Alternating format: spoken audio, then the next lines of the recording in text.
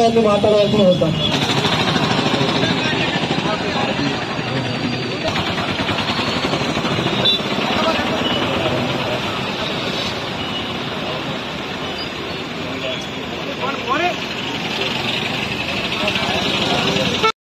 ఇంత పర్యటన ఏదైతే ఉన్నా 99,000 రూపాయలు ఇచ్చింది. అదే లేకపోతే 25,000 అధ్యక్షులకు 30,000 ఇచ్చారు. దాని కూడా ఏంటంటే రుణమాఫీ అంటే మొత్తం ఒక కుటుంబాన్ని తీసుకున్నాము. ఒక కుటుంబంలో వర్కింగ్ ప్రెసిడెంట్ కేటీఆర్ పిలుపు మేరకు ప్రతి మండలాలలో టౌన్లలో కూడా ధర్నా కార్యక్రమాన్ని నిర్వహించడానికి రైతుల రుణమాఫీ 2 లక్షల రూపాయలు ఇస్తా అని చెప్పి ఇవ్వకుండా మాయ మాటలు చెప్పి మళ్ళీ రైతులను కూడా ఆంక్షలు విధిస్తూ ఒకే కుటుంబంలో ఉన్న వాళ్ళకు ఒకరికే ఇస్తామని మళ్ళీ 2 లక్షల మీద ఉన్నలు ఆ మిత్తి 2 లక్షల 10,000 ఉన్నా 20,000 ఉన్నా ఆ 20,000 కడితేనే 10,000 2 లక్షలు ఇస్తామని నువ్వు ఆ రోజు ఏం చెప్పినావు? ఎలక్షన్కి ఏమని చెప్పినావు? ఒకసారి జ్ఞాపకం చేసుకో.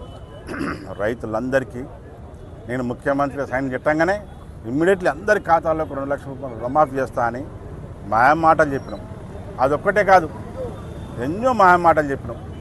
ప్రజల్ని మోసం చేసినాం. ప్రజలంతా కూడా నీ మాయమాటలు మోసాలు నమ్మి మార్పు కావాలని కోరుకొని మిమ్మల్ని ఎన్నుకున్నారు. రేవంత్ రెడ్డి గారు సీఎం కావాలని ఎన్నుకున్నారు. కానీ నువ్వు చేసింది ఏంటి? వచ్చినప్పటి నుంచి 9 నెలల నుంచి ఏ కార్యక్రమాలు కానీ ఏదైనా ఒక్క పని తెలంగాణ రాష్ట్రంలో వచ్చిన ముఖ్యమంత్రి అయిపోయినాక ఒక్క పని చేసినావా? అసలు ఇంతవరకు నీకు పరిపాలన అంటూ ఆలోచన వచ్చింది? అసలు ఎప్పుడు చూసినా ఢిల్లీ బోర్డు తప్ప ఇంకా వనయ్యను. అన్ని మాయ మాటలు మళ్ళా అబద్ధాలు చెప్పి చెప్పి చెప్పి ఈయన తెలంగాణ రాష్ట్రంలో ప్రజలందరూ విసిగెత్తింది నీ అబద్ధాలు ఈయన. లాస్ట్కు మళ్ళా ఓట్ల కోసం మళ్ళీ మోసపూరితమైన ఆ రోజు ఎలక్షన్ ఇక్కడనే ఎంపీ ఎలక్షన్లో ఏం చేసినావు? ఇదే యాదగిరి లక్ష్మణస్వామి ఒట్టేసి ఆగస్టు 15 లోపు అందరికీ 2 లక్షల రుణమాఫీ అన్నావు. ఏమన్నా షరతులు ఉన్నాయి అన్నావా? ఏమన్నా మాట్లాడినావా? ఏమన్నా అర్థం ఉందా నువ్వు మాట్లాడడానికి?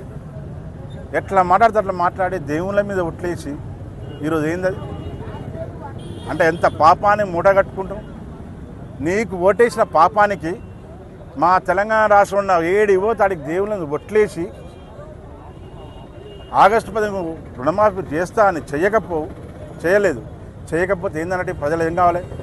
అదే దేవుళ్ళందరికీ ఏమైనా కోపం వచ్చి మంచా చెడా నీదేం పోతుంది? నువ్వు చేసిన పాపాలకు నువ్వు చేసిన అబద్ధాలకు ఆ దేవుడు ఏమన్నా తెలంగాణ రాష్ట్రంలో ఉన్న ప్రజలకు ఏమన్నా కీడు జరగాలి, దేవుడు ఏమైనా చెప్పించగలగాలి, ఏమైనా కాగాలనే ఒక భయంతోనే ఈరోజు హరీష్ రావు గారు వచ్చి దేవుణ్ణి ప్రార్థించడం. అయ్యా దేవుడా క్షమించి పాపాత్ముడిని